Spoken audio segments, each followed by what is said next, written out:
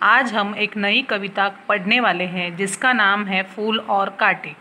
और इस कविता के कवि का नाम है अयोध्या सिंह उपाध्याय, जिन्हें हरि औध भी कहा जाता है। जैसे कि आप देख सकते हैं आपके पाठ्य पुस्तक में उनका नाम दिया गया है और उनका परिचय भी दिया गया है।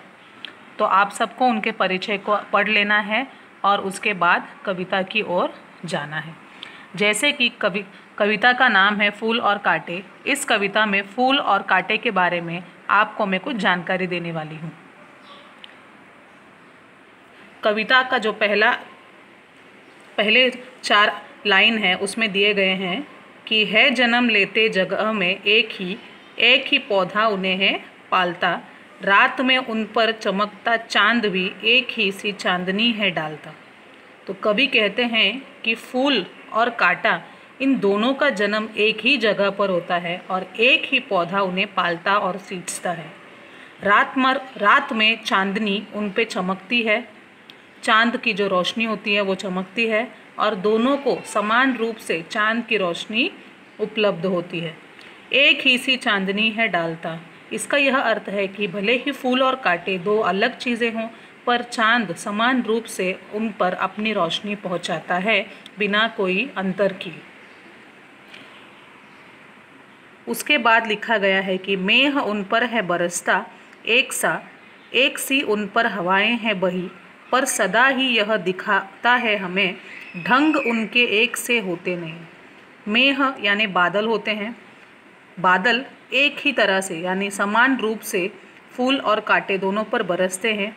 हवा समान रूप से उन पर बहती है, पर सदा ही यह दिखाता है हमें ढंग उनके एक से होते नहीं। यानी फूल और कांटों पर बादल समान रूप से बारिश बरसाते हैं, हवाएं समान रूप से उन पर बहती है, लेकिन फूल और कांटे दोनों का जो बिहेव करने का तरीका है, उनका व्यवहार है, वो एक दूसरे से बहुत ही अलग है। उसके बाद हम आगे बढ़ते हैं। फिर कवि कहते हैं कि छेद कर कांटा किसी की उंगलियां, फाड़ देता है किसी का वर वसन, प्यार डूबी तितलियों के पर कतर, भौर का है वेद देता शाम तन। इसका यह अर्थ होता है कि जो कांटा होता है वह अपनी उंगलियों को छेद देता है। यानी कि अगर आपने गुलाब के फूल को देखा है तो उसके नीचे कांटा लगा हुआ होता है।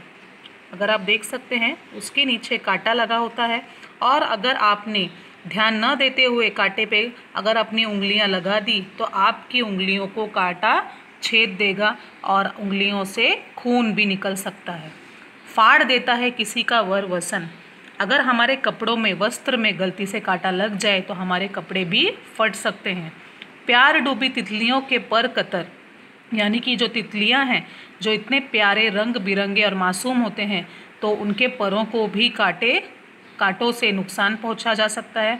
उनके पर जो है कांटे लगकर कतर सकते हैं, बिखर सकते हैं। भौर का है वेद देता शाम तन, जो भौरे हैं उनके शरीर को भी वह नुकसान पहुंचा सकता है।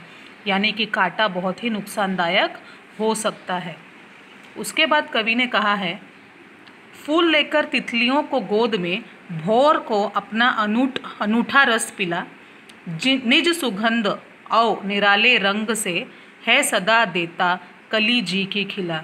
यानी कि फूल लेकर तितलियों को गोद में, जो तितलियों को फूल गोद में लेकर प्यार देती है और दुलारती है, भौरों को अपना अनूठा रस, यानी अपना जो रस है, अपना जो अनूठा रस है, मीठा रस है, वो पिलाती है और अपना प्यार देती है। निज सुगंध और निराले रंग से, आप सबको तो पता ही होगा कि सारे फूल कितने सुगंधित होते हैं, निराले होते हैं, एक दूसरे से अलग अलग होते हैं, लेकिन हमारे मन को बहुत ही लुभाते हैं। किसी भी घर में हमारे कुछ शुभ अवसर है या मंदिर जाना है तो हम अवश्य फूल लेकर जाते हैं। कोई भी शुभ कार्य में फूल का होना बहुत ही शुभ माना जाता है सदा देता कली जी की खिला। यानी फूलों का जो स्थान है हमारे ज़िंदगी में बहुत ही महत्वपूर्ण है और हम सभी को फूल बहुत पसंद है, और फूलों का रंग देखकर, उनकी खुशबू को सूंघकर हमारा मन भाव विभोर और एकदम ही आनंदित हो जाता है। अंत में कवि ने कहा है खटकता एक सबकी आँख में, दूसरा है सोहता सूर शीस पर, किस तरह कुल की बड़ाई काम दे, जो किसी में हो बड़प्पन की कसर। ये तो बहुत ही अच्छे से लिखा है कवि ने और कहा है कि कांटा और फूल भले ही दोनों का जन्म एक ही स्थान से होता है, एक ही पौधा उन्हें पालता और सींचता है, लेकिन दोनों का जो व्यवहार है, दोनों का हर एक चीज़ में कोई समानता नहीं है। एक सबकी आंखों में खटकता है और दूसरा सबको लुभाता है, सबका प्यारा है। यानी कि कांटा किसी को पसंद नहीं आता, लेकिन फूल सबको पसंद है, इसलिए हम उसको भगवान के पैरों पर अर्पित करते हैं, उनके शीश पर चढ़ाते हैं। एक को बहुत ही प्यार मिलता है तो दूसरा सबकी आंखों में बहुत ही चुभता है। किस तरह कुल की बढ़ाई काम दे जो किसी में हो बड़प्पन की कसर। अंत में कवि यही कहना चाहता है कि जो मनुष्य है, इस कविता के द्वारा वो मनुष्य को जोड़कर यही कहना चाहते हैं कि मनुष्य अगर कोई भी कुल में जन्म ले, अमीर गरीब कोई भी कुल में, वह महत्वपूर्ण नहीं है। यह महत्वपूर्ण है कि हम जहाँ भी जन्म ले, हम हमारे कर्मों से, अच्छे काम से ही हम श्रेष्ठ बन सकते हैं।